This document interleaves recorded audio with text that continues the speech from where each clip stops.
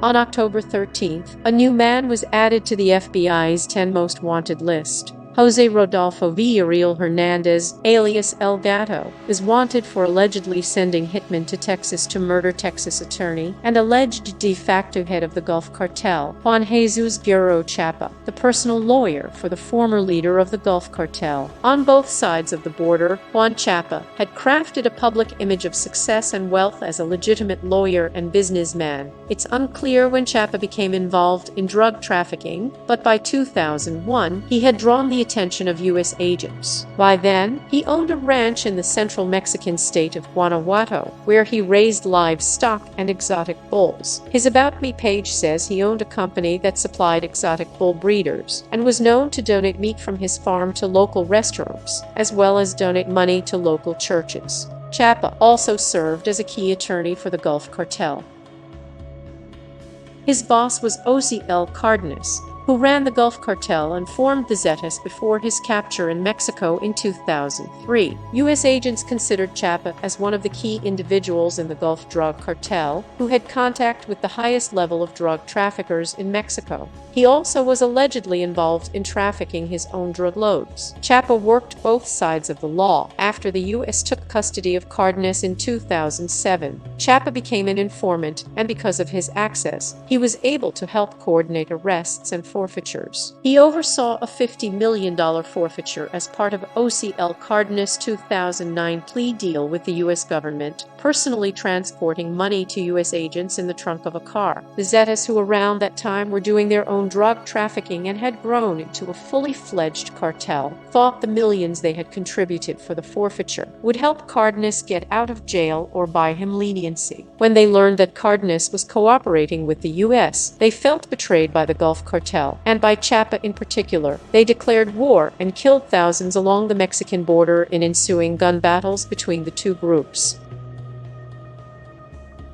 A friend of Chapa and top associate in the Gulf Cartel said the lawyer was in charge of all the casinos in Tamaulipas while Cardenas was in prison. The associate said Cardenas paid Chapa well and trusted his judgment. Chapa was OZL's eyes and ears outside that prison. By 2011, Chapa had moved to Southlake. He lived with his wife, 2 sons and daughter in a $1.2 million house he bought in cash that July, using a fake name, property records show. He allegedly continued his involvement in the drug trade. A defense attorney for one of the defendants in Chapa's killing claimed in court papers filed recently that Chapa was the de facto head of the Gulf Cartel, who continued his association with criminal enterprises until his death. Chapa and his family members in the U.S. owned about 20 businesses between McAllen and South Florida, including tire and oil change shops, according to the defendants. Mexican newspapers reported that he also had investments in casinos in the U.S. and Mexico. The events that led to the eventual death of Juan Chapa were laid out in the court papers that were filed by the attorney of one of the defendants. The story begins around the year 2000 at Chapa's ranch in Guanajuato. After Cardenas had threatened U.S. agents at gunpoint, he decided to hide out at the ranch. A low-level police officer got word that Cardenas was there. The officer told Chapa that he would keep quiet if he were paid. When Chapa told Cardenas about the extortion attempt, Cardenas said he would take care of it. The officer was never heard from again, but his son was. Rodolfo Villarreal Hernandez, better known as El Gato, told people he would seek revenge against his father's killer. According to Chapa's associate, Gato always thought Chapa knew where the body was buried or what had happened to the body. It was around this time that Gato, who is now a high-ranking member of the Beltran-Leyva cartel, hired 2 men to find and track Chapa. One of those men hired by Gato was Jesus Gerardo Ledesma Cepeda, also known as Chuy or Juan Ramos. Both him and his son, Jesus Gerardo Ledesma Campano Jr., were former police officers and members of a Mexican hit squad. Government officials have linked the father to multiple murders or disappearances in Mexico from 2011 to 2014. The father also belonged to a group that's described as a collection of drug cartel members and corrupt police officers in San Pedro Garza Garcia, Nuevo León, Mexico. Although not an official cartel member himself, he was friends with multiple members that belonged to the Beltran-Leyva organization, a cartel led by Hector Beltran-Leyva.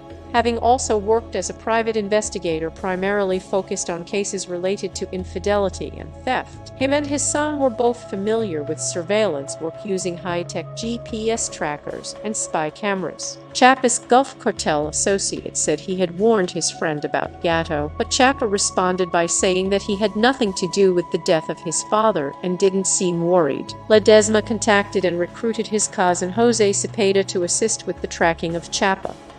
The group started their search by using public records to research the family's McAllen businesses. In October 2012, the father traveled to Grapevine, where the Chapa family owned property. The following month, he traveled to South Florida, where Chapa's brother lived. That person, Chapa, went through a lot of trouble to make himself not easy to find. A U.S. agent told one of the defendants. He didn't put anything in his name. He went through a lot not to be found. The trackers were relentless. They researched police records to find details of Chapa's April 2011 arrest for battery at a Miami hotel for slapping his girlfriend. And they located his family members in Grapevine using property records. Before returning home to Monterey for Christmas, the son put GPS trackers on Chapa's brother's vehicles. The father returned the next month to South Florida, where he rented a house close to Chapa's brother's gated community for several months to track his movements, even conducting in-person surveillance around the home. This endeavor proved fruitless, so they decided to head back to Grapevine, where Chapa's sister-in-law lived. It was here where they discovered a lead that would aid them in their investigation. While tracking and following Chapa's sister-in-law, they located Chapa's vehicle at a DFW Lakes Hilton. They took photos of the vehicle and placed a tracker on it. This eventually led them to Chapa's home in South Lake. They confirmed this address with a property record search and reported this newly found information back to Gatto.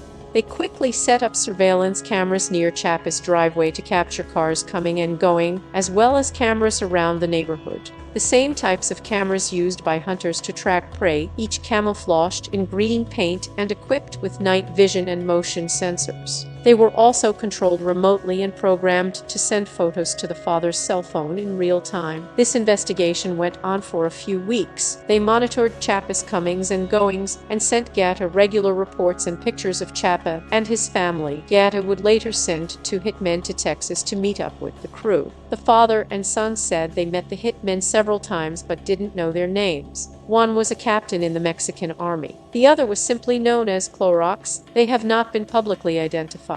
The father and son had also mentioned a meeting with the two hitmen at a hotel outside Fort Worth, where a tracking device was given to the hitmen. A Texas police officer near the border allegedly helped the father and son look up vehicle registrations for Chapa and his family. The officer also helped them get court records about Chapa's Miami arrest. Shortly before his death, Chapa was warned by phone that people who wanted to kill him had found him. He feared for his life and told his wife not to use her phone. Juan didn't take things seriously, but I told him these people had the resources and, more importantly, the will. His friend and Gulf Cartel associate said, Gatto had a personal vendetta and the Zetas felt betrayed. You don't want to be in that position. The day the murder occurred, Ledesma and his son, Campano, were still in the Grapevine area, keeping close tabs on Chapa, while Ledesma's cousin was preparing for a trip to California with his girlfriend. Ledesma and his son were told to follow Chapa and his wife to an upscale South Lake town square on the evening of May 22, 2013,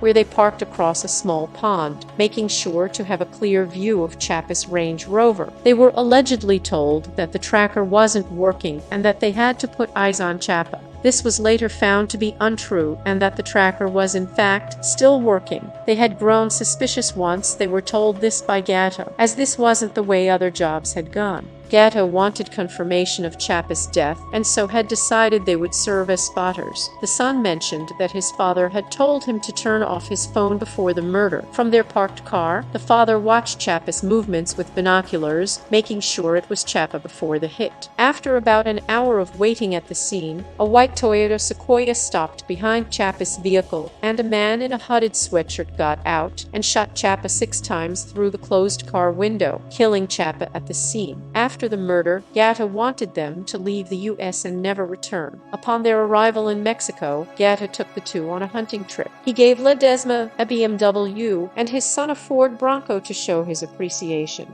The two were later arrested at the border. Agents found 3 trackers in their car, according to court records. The father said he feared for his family's lives and his own life while in prison. His son told the agents his father had lied to him about the job, and that he would tell them everything that happened for a deal that included protection for his family. The son said even if he had known Chapa would be killed, he would still have gone through with it, otherwise he and his family would be in danger. There's no choice, the son said. You can't hide from these people. You do what they tell you or you die, and you don't die as a lethal injection. They rip you apart in pieces alive.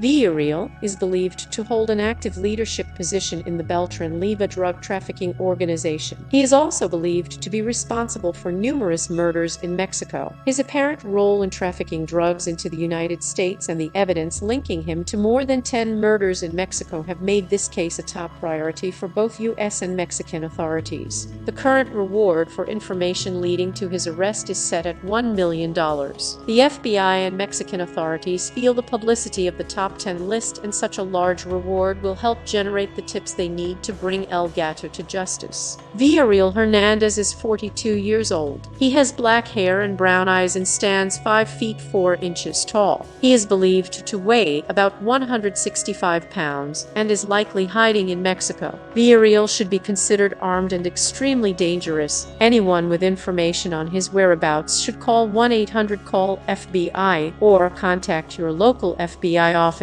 or the nearest American embassy or consulate. Tips can also be submitted online at tips.fbi.gov.